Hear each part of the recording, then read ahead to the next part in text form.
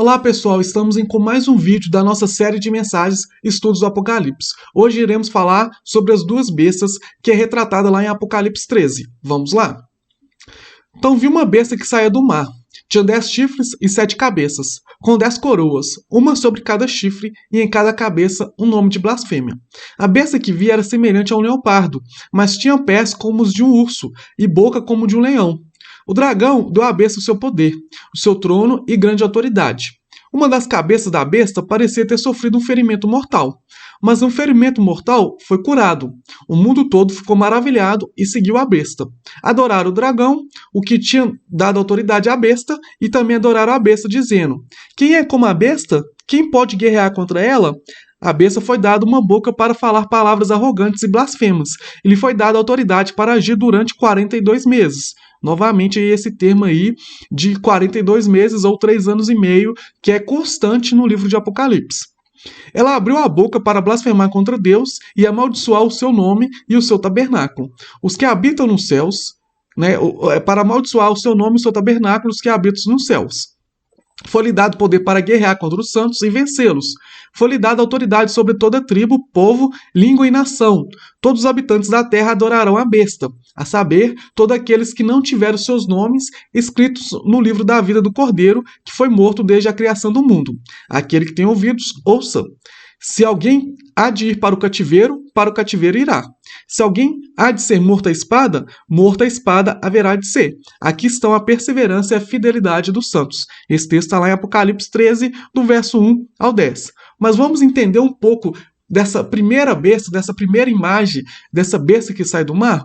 O mar, em totalidade da Bíblia, na maior parte da Bíblia, significa povos. Toda vez que fala sobre o mar numa questão simbólica, como o livro de Apocalipse é um livro, muitas vezes, que usa simbologias, fala de povos. Então essa besta aqui é um líder que vai nascer no meio de um povo. Tinha 10 chifres, 7 cabeças com 10 coroas, uma sobre cada chifre e em cada cabeça o nome de blasfêmias. Quando fala sobre 10 chifres, 7 cabeças, novamente ali no sentido ali de totalidade, no sentido de completude, no sentido ali de perfeição, no sentido de autoridade. Não quer dizer que a besta tinha autoridade e não quer dizer que a besta era perfeita, mas ela se dizia perfeita e ela se achava ali com alguma autoridade. Mas a gente sabe que a única perfeição vem de Cristo e o único que tem autoridade é aquele que usa no nome de Cristo. Mas a besta se sentia que tinha autoridade, se sentia perfeita. E aí vai falar que a besta que via era semelhante a um leopardo, tinha os pés de urso, boca de leão. Então aqui a gente tem que entender primeiramente que o livro de Apocalipse é simbólico. Então a gente não deve imaginar que vai vir ali literalmente uma besta do meio do mar, vai sair um dragão enorme com ali semelhante a um leopardo, com pés de urso e boca de leão. Imagina, isso aí seria uma mutação gigantesca. Não vai ser isso. Aqui, toda essa simbologia do leopardo, do urso e do leão traz uma simbologia que a besta será uma liderança política. Justamente porque toda vez que a gente for estudar, eu já falei em alguns vídeos anteriores, toda vez que a gente for estudar Apocalipse, a gente tem que estudar junto com o livro de Daniel, que é um livro apocalíptico, e também junto com o livro de Ezequiel, que também tem muitos pontos apocalípticos. E quando a gente estuda o livro de Daniel, Daniel vai falar sobre 2 sonhos. O primeiro sonho do Nabucodonosor, que ele tem um sonho sobre aquela estátua com a cabeça de ouro, os peitos de prata, o quadril de bronze e os pés, as pernas ali de ferro e os pés metade de ferro e metade de barro. E aí Daniel vai ter um outro sonho mais à frente, que ele vai sonhar com leopardo, com urso, com leão e com dragão ou uma besta. E aí Daniel, ele tem a transformação, ele tem o entendimento desse sonho, e ele entende que esses sonhos são reis, são impérios, são governadores. Então vocês conseguem ver aí comigo aí em Daniel 7, sobre esse sonho que Daniel teve. Vamos lá ler um pouquinho para você entender um pouco do Apocalipse, desse texto que a gente acabou de ler. Então, no primeiro ano de Belsazar, rei da Babilônia, Daniel teve um sonho, e certas visões passaram por sua mente. Estando ele deitado em sua cama, ele escreveu o seguinte resumo do seu sonho. Em minha visão à noite, eu vi os 4 ventos do céu agitando o grande mar. 4 grandes animais, diferentes uns dos outros, subiram do mar. O primeiro parecia um leão e tinha asas de águia. Eu observei, em certo momento, as suas asas foram arrancadas e ele foi erguido do chão. Firmou sobre os 2 pés como um homem e recebeu o coração de homem. A seguir vi um segundo animal, que tinha a aparência de um urso. Ele foi erguido por um dos seus lados e na boca entre os dentes tinham 3 costelas. Foi-lhe dito: levante-se e coma quanta carne puder. Depois disso, vi um outro animal que se parecia com um leopardo. Nas costas tinham 4 asas como as de uma ave. Esse animal tinha 4 cabeças e recebeu autoridade para governar. Em minha visão à noite, viu ainda um 4º animal, aterrorizante, assustador e muito poderoso. Tinha grandes dentes de ferro, com as quais despedaçava e devorava suas vítimas, e pisoteava tudo o que sobrava. Era diferente de todos os animais anteriores e tinha 10 chifres. Enquanto eu considerava os chifres, vi outro chifre pequeno que surgiu entre eles, e 3 dos primeiros chifres foram arrancados para dar o lugar a ele. Esse chifre possuía olhos como os olhos de um homem e uma boca que falava com arrogância. Então, que as visões que Daniel teve e a visão do sonho ali de Nabucodonosor, a visão do sonho de Nabucodonosor está lá em Daniel 2, vocês leem depois, e a visão de Daniel está em Daniel 7, que é essa que a gente acabou de ler. Então, ambos falam de impérios. Daniel, se a gente continuar lendo esse texto aí de Daniel 7, a partir do verso 8, vai falar ali a interpretação do sonho de Daniel, que eram 4 reis. Né, 4 impérios. O primeiro, o simbolizado ali pelo leão ou pela cabeça de ouro, é o Império Babilônico. O segundo, o urso ou os braços ali, o peitoral de prata, o Império Medo-Persa. O leopardo com 4 cabeças, ou a bacia ali, a área do estômago ali, a área do quadril de bronze, o Império Grego. E por fim, os pés de ferro, ou aquela besta, aquele animal terrível que Daniel viu, ali simbolizando o Império Romano. Então, de acordo com esse texto de Daniel, de acordo com esse texto da primeira besta que vai falar que ele era semelhante ao leopardo, tinha ali os pés de urso e a cabeça ali, a boca como de leão, e era uma besta, né, simbolizando ali o próprio Império Romano, mostra ali que é uma junção de lideranças, é uma junção de impérios, de imperadores, ou seja, uma liderança política, não uma liderança religiosa, mas uma liderança política. Então a gente entende que a primeira besta não é um dragão, não é um tipo de Shenlong, mas é uma liderança política que vai governar ali nos últimos tempos, né, quando estiver próximo ali da vida de Jesus. E aí fala que essa besta, ela vai blasfemar contra Deus, ela vai amaldiçoar o seu nome, vai amaldiçoar os seus tabernáculos que habitam nos céus. Foi-lhe dado poder para guerrear contra os santos e vencê-los durante um curto período de tempo. Foi-lhe dada autoridade sobre toda tribo, povo, língua e nação, não a autoridade que Jesus dá, mas a autoridade que o homem dá. Todos os habitantes da terra adorarão a besta, a saber, todos aqueles que não tiveram seus nomes escritos no livro da vida do Cordeiro. Então, quem vai adorar a besta? Todos aqueles que não tiveram seu nome escrito no livro da vida do Cordeiro. Então, aqui essa besta, essa autoridade política, existe o consenso entre os estudiosos, entre os teólogos, que essa besta, essa autoridade política é o próprio anticristo. Então, quem será enganado pelo anticristo, como está falando aí no texto? Todos os habitantes da terra vão adorar a besta, mas todos aqueles que não tiverem seu nome escritos no livro da vida. Existe muita repercussão entre os cristãos sobre ser enganado pela besta, mas aqui está dizendo que a besta enganará aqueles que não têm o nome escrito no livro da vida. E aí vai falar de uma outra besta, na continuação aí do Apocalipse 13. Então vi uma outra besta que saía da terra, com 2 chifres como cordeiro, mas que falava como dragão. Exercia toda a autoridade da primeira besta em nome dela e fazia a terra e seus habitantes adorarem a primeira besta, cujo ferimento mortal havia sido curado e realizava grandes sinais, chegando a fazer descer fogo do céu à terra à vista dos homens. Por causa dos sinais que lhe foi permitido realizar em nome da primeira besta, ela enganou os habitantes da terra. Ordenou-lhes que fizessem uma imagem em honra à besta que fora ferida pela espada e contudo revivera. foi-lhe dado poder para dar fôlego à imagem da primeira besta, de modo que ela podia falar e fazer que fossem mortos todos que se recusassem a adorar a imagem. Também obrigou todos, pequenos e grandes, ricos e pobres, livres e escravos, a receberem certa marca na mão direita ou na testa, para que ninguém pudesse comprar nem vender, a não ser quem tivesse a marca, que é o nome da besta ou o número do seu nome. Aqui é a sabedoria. Aquele que tem entendimento, calcule o número da besta, pois é número de homem. Seu número é 666. Então aqui a gente vê a imagem da segunda besta. Se a primeira besta a gente viu que é uma autoridade política, que é o próprio anticristo, a segunda besta a gente vê que é uma autoridade religiosa, porque fala ali que ele tinha 2 chifres como cordeiro. Quem é um cordeiro quem é simbolizado pelo cordeiro na Bíblia? Jesus. Então quer dizer, se fingia de cordeiro, se fingia de Cristo, mas falava como dragão, ou seja, se fingia de Cristo, mas na verdade era um dragão, na verdade era um demônio, era uma besta. Exercia toda a autoridade da primeira besta em nome dela e fazia a terra e seus habitantes adorarem a primeira besta, cujo ferimento mortal havia sido curado. Realizava grandes sinais, ou seja, grandes sinais, maravilhas, chegando a fazer descer fogo do céu à vista dos homens. Quem que fazia grandes sinais? A igreja, os apóstolos, os profetas. Então essa segunda besta que sai da terra, que parece um cordeiro, mas não é, né, falava como dragão, na verdade é um líder religioso. Então os estudiosos, os teólogos chegam em concordância que a primeira besta é um líder político, ou seja, o próprio anticristo, e a segunda besta é um líder religioso, ou seja, o falso profeta.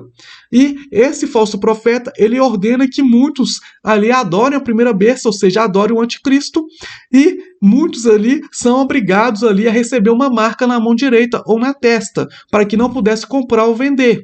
E aqui fala que aqui é a sabedoria. Aquele que tem entendimento calcula o número da besta, pois é número de homem. Seu número é 666. Aqui a gente tem que entender que o número da besta 666 é o número de um homem. E naquele período, no contexto ali que existia a língua hebraica e a língua aramaica, cada letra simbolizava um número. Cada letra simbolizava um número. Quando a gente pega o número 666 ou 666 e transforma isso numa palavra, a gente consegue entender ali que a palavra que é transformada nesse número 666 é o nome Nero. E quem é Nero? Nero é um imperador cruel que iniciou a perseguição ali aos cristãos. Nero ele queria fazer reforma ali no Império Romano e por não conseguir, não ter apoio ali da classe ali, dos populares ali daquela época, não ter um apoio dos governadores ali do Império Romano, ele põe fogo em Roma e dos 14 bairros romanos 10 são destruídos e os 4 que ficaram inteiros, os 4 que restaram, eram bairros praticamente ali compostos em sua maioria por judeus e cristãos.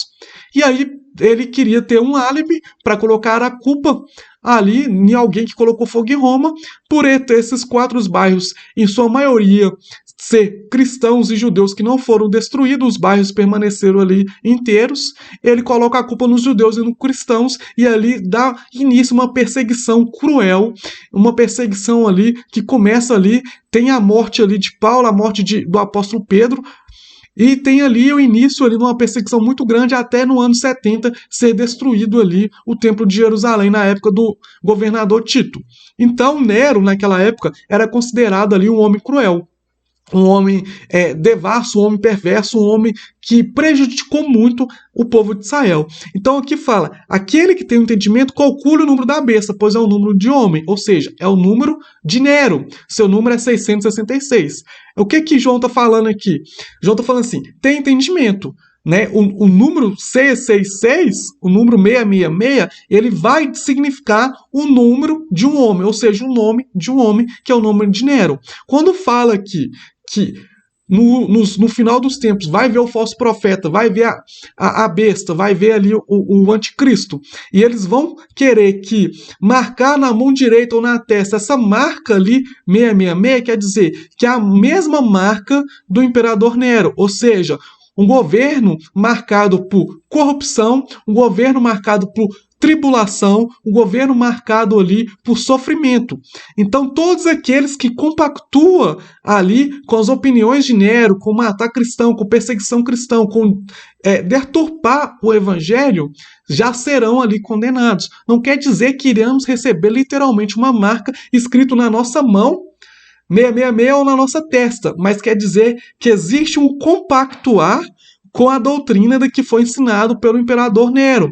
Uma das doutrinas dos imperadores naquela época, principalmente dos imperadores romanos, era o culto ao imperador. Você precisava cultuar o imperador, transformar o imperador como Deus. Então, a partir do momento que você tira a divindade do nosso próprio Deus, que é o Deus de Abraão, de Isaac e Jacó, e coloca a divindade para um outro Deus, você já está compactuando com a doutrina de Nero, com aquilo que Nero ali ensinava, com aquilo que Nero vivia. Então, essa marca, esse número 666, não é literalmente um número que será marcado, mas será um compactuar com a imoralidade, um compactuar com a perversidade, um compactuar com a perseguição dos judeus, compactuar com a adoração a outros deuses, adoração a outros ídolos. Então, é muito mais fácil de entender do que uma própria marca na pele, ou na mão direita ou na testa. E também fala aqui sobre o anticristo. Nesse texto a gente já viu que as duas bestas, um é o líder político, que é o anticristo, o outro é um líder religioso, que é o próprio falso profeta. Mas, na Bíblia, anticristo sempre vai simbolizar uma oposição. Então existe esse anticristo que vai chegar ali no final dos tempos, na época do arrebatamento, mas existem outros anticristos que são relatados na Bíblia. Por exemplo, esse texto lá de Mateus 24, 15 e 21, que vai dizer assim: próprio Jesus dizendo: assim, quando vocês viram um sacrilégio terrível, do qual falou o profeta Daniel no lugar santo, quem lê entenda. Então os que estiverem na Judéia, fujam para os montes. Quem estiver no telhado de sua casa, não desce para tirar dela coisa alguma. Quem estiver no campo, não volte para pegar seu manto. Como serão terríveis aqueles dias para grávidas e para as que estiverem amamentando. Orem para que a fuga de vocês não aconteça no inverno, nem no sábado, porque haverá então grande tribulação como nunca houve, e desde o princípio do mundo até agora nem jamais haverá.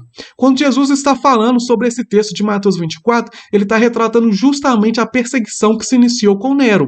Então ele está falando assim, sobre o sacrilégio terrível, apontando ali sobre um tipo de anticristo, que seria ali apontado ali como a perseguição que iniciou com Nero e que fulminou ali, que teve o ápice na destruição de Jerusalém, na destruição ali do templo de Jerusalém no ano de 70, através do governador Tito. Então ele está apontando ali como um dos anticristos Nero e o próprio governador, o próprio soldado, né, o próprio general ali, Tito. Existe uma outra oposição ali do anticristo, que é relatada lá em 1 João, do capítulo 2, versos 18 e 19, e o verso 22, que vai dizer assim: filhinhos, esta é a última hora, e assim como vocês ouviram que o anticristo está vindo, já agora muitos anticristos têm surgido, por isso sabemos que esta é a última hora. Eles saíram do nosso meio, mas na realidade não eram dos nossos, pois se fosse dos nossos, teriam permanecido conosco. O fato de terem saído mostra que nenhum deles era dos nossos. Quem é o mentiroso, senão aquele que nega que Jesus é o Cristo? Então, quem é o mentiroso, senão aquele que nega que Jesus é o Cristo? Esse é o anticristo, aquele que nega o Pai e o Filho. Então aqui João está mostrando para a gente, o mesmo autor ali de Apocalipse, que o anticristo não é só um homem da perdição que vai vir no futuro, mas todo aquele que nega que Jesus é Cristo, todo aquele que nega ali, que nega o Pai e o Filho, que nega Deus e Jesus Cristo, já faz parte ali do anticristo. O que significa anticristo? Anticristo, ou seja, contra Cristo. Então todas as pessoas que negam que Jesus é Cristo se tornam ali um tipo de anticristo. E aí também vai falar também lá em 1 João 4, do verso 1 ao 3, dizendo assim: amados, não creem em qualquer espírito, mas examine os espíritos para ver se eles procedem de Deus, porque muitos falsos profetas têm saído pelo mundo. Vocês podem reconhecer o Espírito de Deus deste modo. Todo espírito que confessa que Jesus Cristo vem em carne procede de Deus, mas todo espírito que não confessa Jesus não procede de Deus. Esse é o espírito do anticristo, acerca do qual vocês ouviram que está vindo e agora já está no mundo. Então João reforçando ali a sua ideia que ele falou no capítulo 2. Todo espírito que não confessa Jesus não procede de Deus. Esse é o espírito do anticristo, acerca do qual vocês ouviram que está vindo e agora já está no mundo. Então, em todo o período da igreja, passou vários anticristos e vai continuar surgindo vários anticristos. São pessoas que se opõem a Cristo. E lá, Paulo também fala lá em 2 Tessalonicenses, capítulo 2, verso 3 ao 4, também sobre mais um modelo de anticristo, que ele vai dizer assim: não deixe que ninguém os engane de modo algum. Antes daquele dia, ou seja, antes do arrebatamento, virá a apostasia, então será revelado o homem do pecado, o filho da perdição. Esse se opõe e se exalta acima de tudo que se chama Deus ou é objeto de adoração, chegando até a se assentar-se no santuário de Deus, proclamando que ele mesmo é Deus. Então, de acordo com Paulo, fala que antes daquele dia que virá, ou seja, antes do arrebatamento, virá a apostasia. Ou seja, como eu já falei nas visões do milênio, aqui nos mostra que o arrebatamento virá depois ali das perseguições à igreja, virá depois da manifestação do anticristo. Então será revelado o homem do pecado, filho da perdição, ou seja, o anticristo, e esse se opõe e se exalta acima de tudo que se chama Deus ou é objeto de adoração, chegando até se assentar-se no santuário de Deus, proclamando que ele é Deus. Então a gente vê aí que o anticristo, ele sempre vai ser uma oposição a Cristo, ele sempre vai ser uma oposição à igreja do Senhor, ele sempre vai ser uma oposição àqueles que são fiéis a Cristo, aqueles que são fiéis ali aos mandamentos de Cristo. Então o anticristo sempre houve, sempre haverá, e haverá um último anticristo, que é aquele que é considerado ali um líder político ou uma besta, que é relatado ali em Apocalipse. Amém, pessoal? Espero que tenha ficado claro, espero que vocês tenham entendido um pouco mais dessas bestas que são líderes políticos, são líderes religiosos, são anticristo ou falso profeta, e sobre que existiu vários anticristos e vai continuar existindo. Já existiu no passado, existe no presente e vai continuar existindo no futuro, até vir aquele anticristo que é relatado na Bíblia, que é aquele sim que irá iniciar uma perseguição para dar início ali ao arrebatamento e à vinda do nosso Senhor Jesus. Amém? Se ficou alguma dúvida, vocês podem deixar aí as suas dúvidas aí nos comentários abaixo. Se você gostou desse vídeo, deixa o seu like, se inscreva em nosso canal e te aguardo na próxima semana com mais um vídeo sobre nossos estudos do Apocalipse. Que Deus abençoe a sua vida.